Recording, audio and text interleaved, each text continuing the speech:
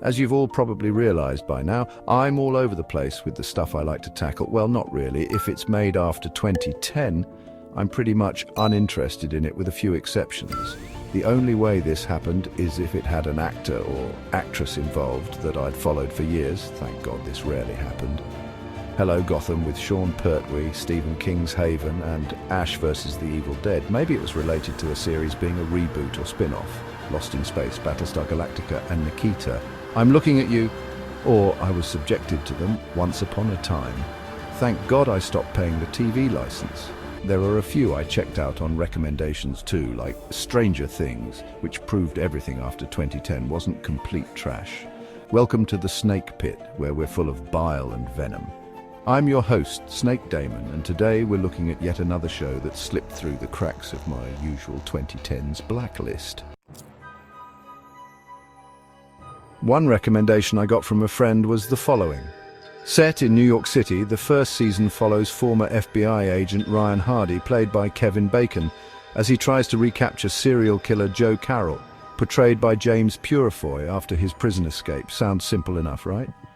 Wrong. Carroll, an ex-literature professor and Poe-obsessed psychopath, has spent his time inside gathering a cult of like-minded nutters, some of whom he met while teaching, others from his time behind bars. His right-hand woman, Emma Hill, played by Valerie Curry, helps him pull off his grand scheme, kidnapping his own son Joey, played by Kyle Catlett, and taunting Hardy along the way. Hardy, joined by FBI agents Mike Weston, portrayed by Shawn Ashmore, and Deborah Parker, played by Annie Paris, soon realizes this isn't just a hunt for one man, it's a battle against an entire network of brainwashed killers.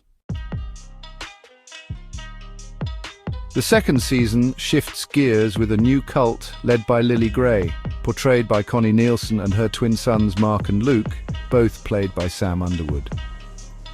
As the twins stir up chaos hoping to lure Carroll out of hiding, Hardy and his niece Max, played by Jessica Stroup, work their own angles to track them down. Meanwhile, the world believes Carroll is dead, though we all know better than to trust that. Season 3 takes a different approach, focusing on Hardy's life post-Carroll. He's seemingly in a better place, closer to his niece, in a stable relationship, but of course trouble isn't far behind. Weston continues his obsessive hunt for Mark Gray, while Carroll, now on death row, still plays a key role. However, a new serial killer emerges, proving just as dangerous as Carroll ever was. I'll make it clear now, I'm not a fan of Kevin Williamson. Sure, the guy made his name, writing Scream and I Know What You Did Last Summer. But I find his writing style immature and slapdash, relying too much on coincidences and contrivances. His work rings hollow for me, so the fact that filmmakers like Wes Craven managed to make gold out of his scripts is a minor miracle. That being said, the following didn't make me want to tear my hair out. Yes, it's flawed, heavily flawed in fact. Characters frequently do dumb things, and the FBI in this show has all the competence of a wet paper bag. But it's well acted and fast-paced, so you rarely get time to dwell on the stupidity. Kevin Bacon is a solid lead, playing the world-weary broken hero convincingly, but the real scene stealer, James Purefoy. As Joe Carroll, he plays the role with such charisma that you almost believe how easily he manipulates people into joining his cult. As a fan of Gothic literature, I appreciated all the Edgar Allan Poe references, and the sheer amount of chaos keeps the show watchable. The biggest downside, the show has some of the most poorly written female characters I've seen in a long time, and the back-and-forth storytelling can get exhausting. Still, it kept me entertained enough to check out Season 2. The good news, Season 2 is an improvement. The pacing is better, the story is tighter, and the action is ramped up. The annoying characters, looking at you, Emma and Claire, either get reduced screen time or become slightly less unbearable. The introduction of rival serial killers is a nice touch, keeping things fresh. The twins, Mark and Luke, are a fantastic addition. Every scene they're in is electric, making them easily the highlight of the season. This show remains one of the stabbiest things I've ever watched, with people getting knifed left, right and center. It's not overly gory, but it doesn't shy away from brutality either. Bacon feels more settled into the role here, exuding more confidence and world-weariness in equal measure. Jessica Stroup is a welcome addition to the cast, and of course James Purefoy continues to be the best thing about the show. The final episode delivers a solid twist, making it clear the writers knew exactly who the audience was tuning in for. Now, this is where things start to falter. The biggest issue with Season 3, James Purefoy takes a backseat, and let's be real, this show lived and died by his performance. Instead, we get a mix of returning killers and brand new ones, but none of them have the same impact.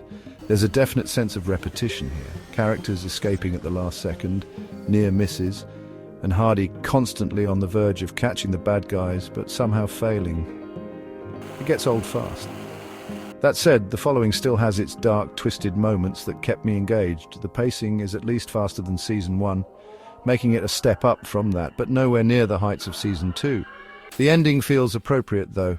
It wrapped up when it needed to before completely running itself into the ground. So, am I glad I watched it? Yeah, I'd say so. It's far from perfect, but it's an engaging enough thriller if you can overlook some of the writing's glaring flaws. Bacon carries the show well. The villains, especially Purefoy, make for compelling antagonists, and while the narrative gets ridiculous at times, it's never boring. Would I recommend it? If you like serial killer thrillers and can handle some contrived writing, then sure, give it a shot. But if you're looking for something airtight and logical, you might want to look elsewhere. Thanks for dropping by the Snake Pit, where we thrive on untapped potential and lost opportunities. Don't forget to subscribe and hit that bell, like the video, and leave your opinions in the comments, where naturally I won't read them. Until next time, stay venomous.